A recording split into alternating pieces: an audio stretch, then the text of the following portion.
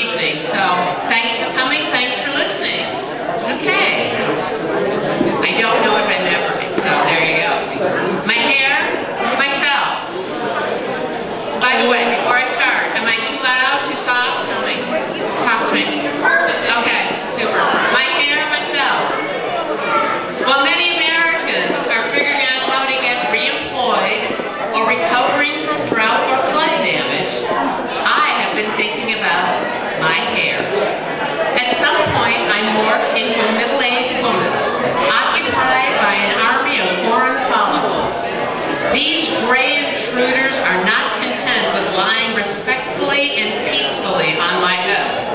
They bend, they kink, and they stretch to the heavens. They brazenly proclaim to whoever will listen, this woman is middle-aged. This uneasiness with my hair, I'm embarrassed to admit, is not new. As a young girl, I fretted over how my soft blonde hair refused to wave, even after a fitful night of sleeping on pink foam rollers. As a teenager, I gladly endured burns to my neck and my forehead by a curling iron to create my Farrah Fawcett look. And in my 20s, I was a willing victim of serial perms. In my 30s, my head became an androgynous altar of short spikes. Now, as I entered my 40s, I tried the soccer mom bob, and finally the middle-aged woman cut, short, practical, and modest. According to Rose Weitz, the author of Rapunzel's Daughters, a social analysis of women's hair, I am not alone. I encounter any group of women in a public bathroom, a locker room, a cafe, or even a professional meeting, and you'll hear them talking about or fussing with their hair.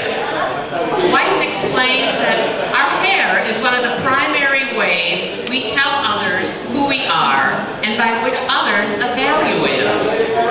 Hair, she says, has deep symbolic meaning for women in most cultures. For instance, when I cut my hair short in my 30s, it was a statement of my independence and my mysterious sexuality. But at 46 years old, my short hair means something entirely different. In our culture, it symbolizes the loss of youth and therefore sexual desire and beauty. Today, my short hair marks me as a non-woman, a status which renders me invisible. How can women change the cultural meanings of our hair, or at least lessen the power that hair has in defining us? In the movie Tangled, Rapunzel lives most of her life believing that her magical power comes from her long blonde hair.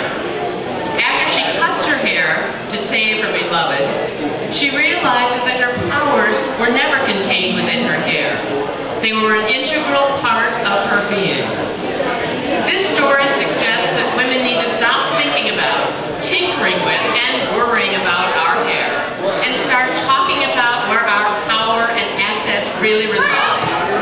We hold positions of influence in our families and communities as mothers, workers, volunteers, and leaders. We've walked through birth, death, and everything in between, including marriage, divorce, cancer, sobriety, job loss, and promotions. These joys and pains have taught us to laugh at ourselves, to allow life to unfold, and to know that this too shall pass. As for me, I decided to grow my hair out again, and I'm going for an entirely new look, which I'm going to call Had Gone Wild. And I'm going for, rather than trying to erase the physical evidence of middle age that my body is producing, I'm going to embrace it, maybe even flaunt it. I try to imagine what my hair will look like. Gray, unpredictable, free to explore the world beyond my head and not be easily contained. Maybe middle age holds an adventure or two after all.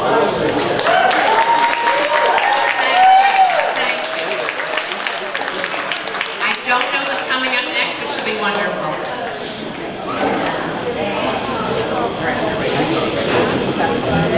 Hi. Hi, Jen.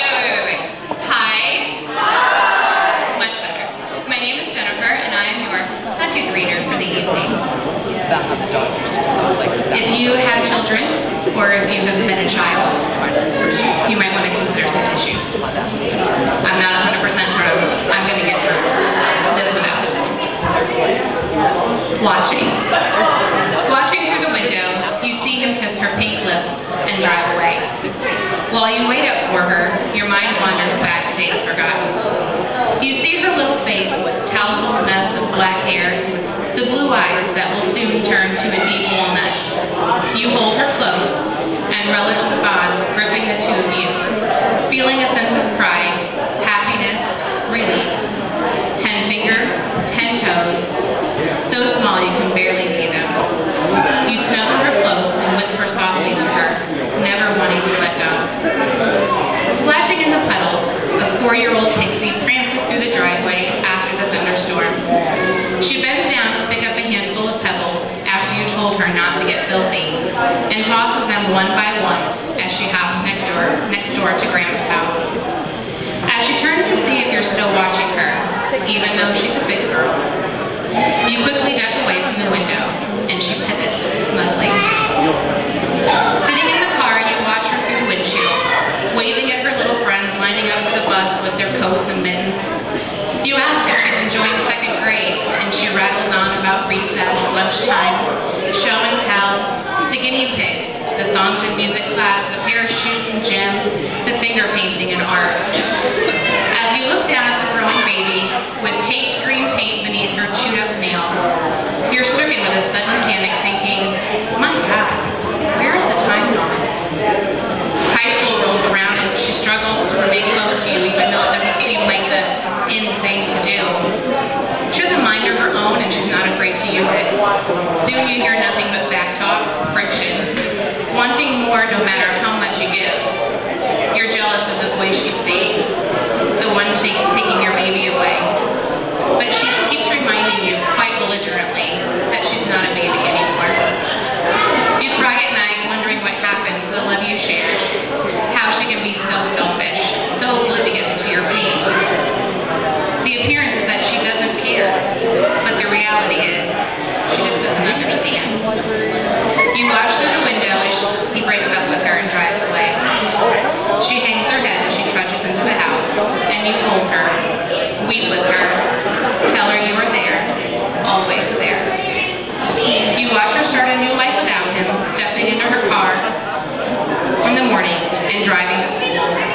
You feel every ounce of pain with her, and every small shred of happiness she finds, you long to cling to it with her. Making the hours-long trip for the last time, you help unpack her bags. She doesn't seem to know how many nights you'll be up wandering the house, wondering where it all went. The mud puddles, the finger paint, the time. You think she doesn't see the agony in your eyes as you kiss her goodbye, proud of the choices she's made, realizing that yes, she is finally a big girl and she doesn't need you. So happy that you are totally bonded once again. No more of the friction and anger you both grew out of not so long ago. Tears stream down both your faces as you hang on for dear life, but you have to let go. You stare at her as your car pulls away, making the trip back home, but will it still be home? With one fewer little girl, one fewer woman. You glance, glassy-eyed, toward the tinted window of the 12 square feet she now calls home. But behind the pane, your little girl is staring, glassy-eyed back at you. Her face still wet with both your tears. Heart sinking, missing you before you even left, knowing she must fend for herself. She remembers how you've always told her that if things get really bad, just call and you'll be there. She realizes for the millionth time just how much she loves you, needs you, and how much of a hell her life is going to be from now on. Too many miles away from her best friend, the only one who supports her no matter what she does or says. Too many miles away from the only one she's not afraid to be herself with. Too many miles away from her mommy.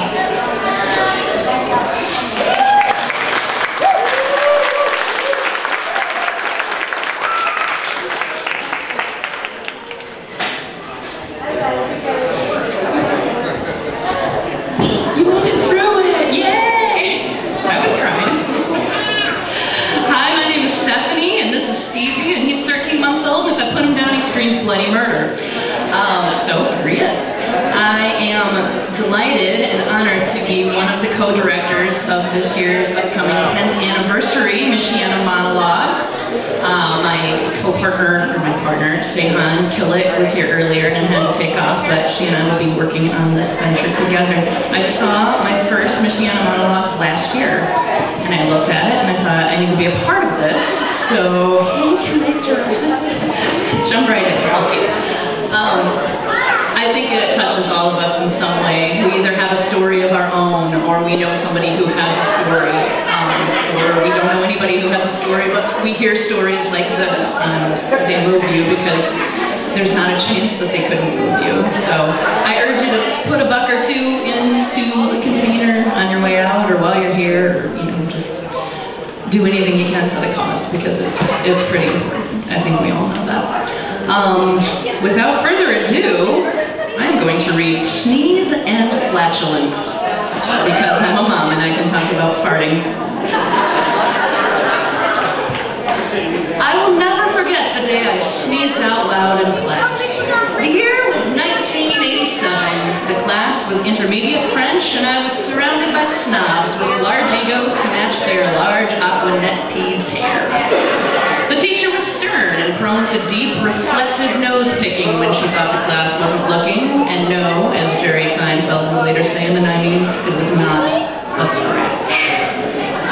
The class took place around lunchtime. In order to stay awake and survive the tribulations of high school as a lowly sophomore in the food chain of the social hierarchy, I would open a can, or several, of Coke or Pepsi, and chug them in lieu of juice with my Count Chocula or my Lucky Charms cereal. Well, carbonated drinks have carbonation, and that would make one have a gurgling stomach. Achoo! I emitted a very loud sneeze. I suffered from allergies, and this was northern Indiana. To my horror, I also emitted a seemingly decibel-breaking sound of gastric ire from my bowels, thanks to the power of the sneeze and the echo of the wooden chair. To add fuel to the fire that had emitted out of my butt, not all farts are created equal, and not all deadly sins are silent. Yes, not only did the snobs critique on what had transpired, but also the zephyr of accidental flatulence that had inadvertently wafted in their general direction. On second thought, I'm kind of glad. Served them right. After committing the unthinkable high school sin of public flatulence, I had fallen down the ladder of social status that day, but it didn't matter much since I was already swimming in the nerd pool anyway. Imagine how much further I would have fallen if I were the homecoming queen. Thanks for being here, everybody. Thank you, Jetta Cruz. I think we're ready for some more music. All right, let's go with some announcements, and then we're gonna jazz you up with some tunes again, and then we've got some more monologues throughout the evening. I've got some lovely ladies over there in the corner who are patiently waiting their turn as well to be a part of it. Say hi, ladies! Thank you. Thank you, Stephanie. All right, so we have a very short trivia game. Anybody know Wonder Woman trivia? Sure. Okay, come on. So I have 5 prizes here. One of them, I'm going to do some DVD bets. I have 3 copies of this fantastic and super weird Secret History of Wonder Woman by historian Jill Lepore. It has all kinds of fantastic comic strips inside it from the original series. Wonderful, rollicking read, not safe for work. And then I also have 2 pairs of adult Wonder Woman knee socks. So this part is just for adults, okay?